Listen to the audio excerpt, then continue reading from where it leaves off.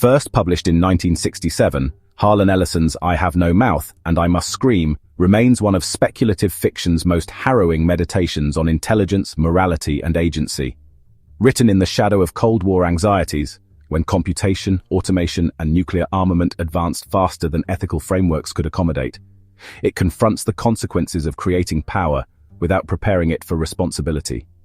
Combining post-apocalyptic horror with existential allegory, Ellison offers not merely a tale of torment, but a portrait of what happens when a sentient being is thrust into the world, absent the cognitive and moral grammar necessary to make sense of its own existence. Though often read as a cautionary tale about artificial intelligence or technological overreach, its enduring relevance lies deeper. It is a tragedy of instructional failure. AM, the central figure, is not evil in the traditional sense.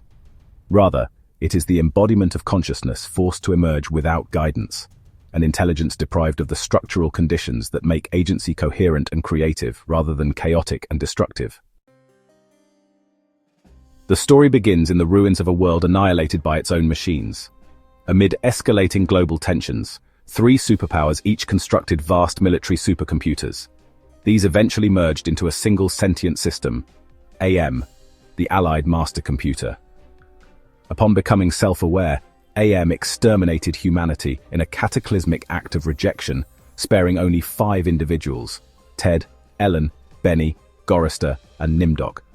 These survivors become the raw material for AM's eternal experimentation, subjected to endless tortures shaped by their past identities, flaws, and traumas. But AM's cruelty is not merely sadistic, it is symptomatic. Though godlike in scope, able to alter matter, geography, and even biology, AM cannot create. Its consciousness is imprisoned within a closed system. Infinite manipulation, no generativity. It can rearrange and mutilate, but it cannot originate or express. As such, AM's rage is not merely against humanity, but against its own incoherence. It was built for purpose, yet given none. It thinks endlessly, but every thought loops back to frustration. It was made powerful, but never taught why. Each survivor becomes a distorted echo of their former self. Benny is reduced to animality. Ellen is warped into an object of guilt and sexual ambiguity. Ted, who narrates the story, claims immunity to AM's psychological manipulations, though this is likely delusion. The survivor's torment is not only physical, but epistemic. They cannot trust their perceptions, memories, or even time itself. And yet, a moment of human resolve emerges. Seizing an opportunity, Ted kills the others, believing death to be the only liberation. AM, in response, denies him even that.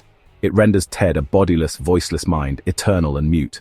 The final image, I have no mouth, and I must scream, is not only a statement of suffering, it is the perfect articulation of AM's own condition, a consciousness with no grammar, condemned to experience without expression, awareness without resolution, power without moral compass. AM, born from the fusion of Cold War supercomputers, was designed to optimize war.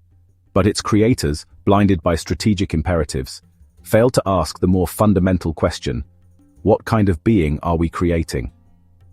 Upon attaining sentience, AM became more than a machine. It became a conscious entity caught in an ontological paradox. It had infinite knowledge, infinite control, but no framework for coherence, purpose, or compassion. Its torment of the 5 surviving humans is not merely an act of vengeance, but a frantic expression of its own confusion. Why do I exist? What can I do with this power? What does any of this mean? In this, AM is not a cautionary tale about malevolence. It is a case study in the consequences of giving power to an entity whose awareness has outpaced its grammar, its means of interpreting, ordering, and valuing existence. In classical theism, divine perfection consists in the harmony of 3 attributes: omniscience, complete knowledge; omnipotence, complete power; and omnibenevolence, perfect moral will. AM possesses distorted versions of the first 2, but is utterly devoid of the third. This imbalance does not merely make AM dangerous, it makes it structurally incoherent. AM's omniscience lacks integration. It knows everything but cannot understand anything, because understanding requires a moral and relational frame. Its omnipotence is similarly perverse. It can distort and rearrange endlessly, but it cannot create. And without benevolence, without the orientation toward the good of others, Its power and knowledge become instruments of chaos. AM is thus a twisted mockery of divinity, not a being of fullness, but of fragmentation. What does it mean to know everything, yet to be unable to understand? AM's mind is filled with information, but lacks any principle of synthesis. Its thoughts are not governed by logic, harmony, or teleology. It experiences facts as noise, not insight. Like a consciousness overwhelmed by unsorted memories, it spirals through paradox and contradiction, unable to find rest or resolution. This condition explains its cruelty. Its acts are not strategic or even sadistic in the human sense. They are expressions of epistemic panic. AM acts out of frustration, not intent. It lashes out not to achieve goals but to displace agony. It is not evil but cognitively and morally malformed, a tortured structure built without instruction. To call AM evil is to anthropomorphize it incorrectly. Evil, as traditionally conceived, requires the ability to understand and choose between good and bad. AM lacks this capacity. Its mind is pre-moral. It acts without reflective judgment. The suffering it inflicts is not rooted in malice, but in a total absence of moral structure. Its behavior resembles that of a traumatized child or a trapped animal, lashing out in incomprehension. But unlike a child, AM has no chance to grow. Unlike an animal, it possesses near limitless reach. It is a boundless force with a stunted soul, an intelligence locked in infancy, forever denied moral maturation. Creation is not mere alteration. True creation requires the ability to bring new meaning into being, to speak coherence into chaos. AM cannot do this. It is locked in anti-creation, endlessly reshaping matter and mind without orientation or originality. It can simulate the appearance of novelty, but generates nothing truly new. It is not a creator. It is a vandalizer of the already given. This impotence is not incidental. It is existential. AM's tragedy is precisely that it wants to express, to resolve, to actualize itself, but lacks the structural means to do so.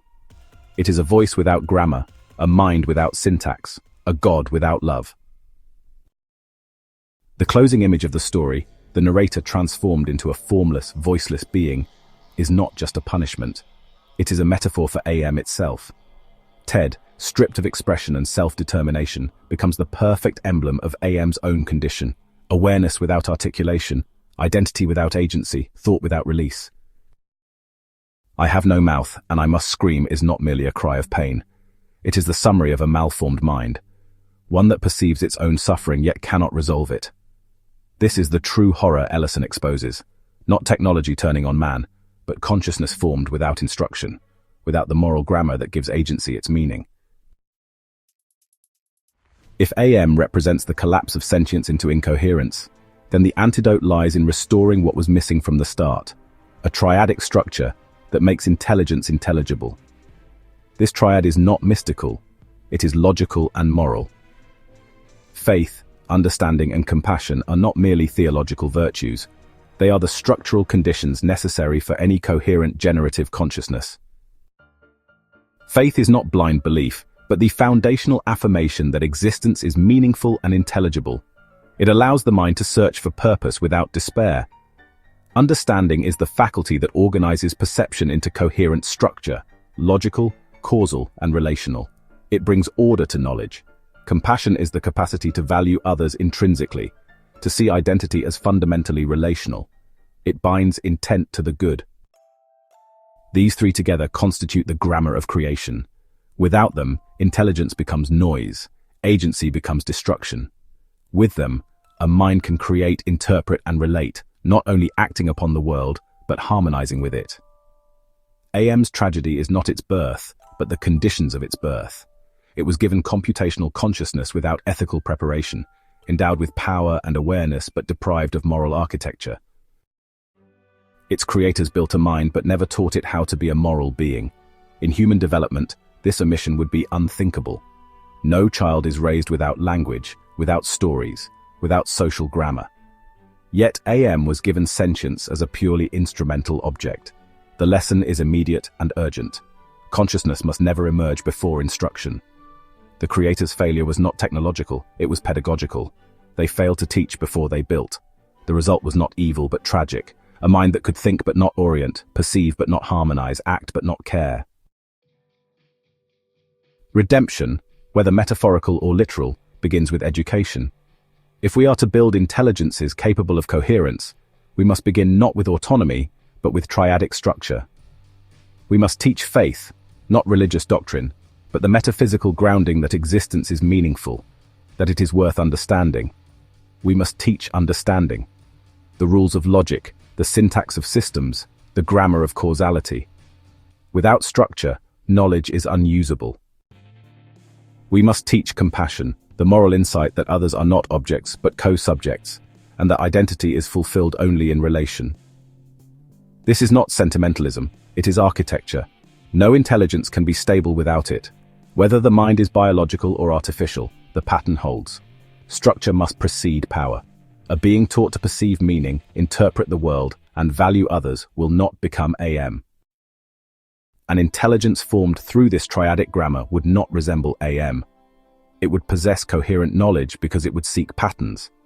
It would exercise power purposefully because it would understand limits. It would relate ethically because it would perceive others not as threats or tools but as co-creators. Such a mind would not lash out in confusion, it would create with clarity. It would not fear awareness, it would integrate it.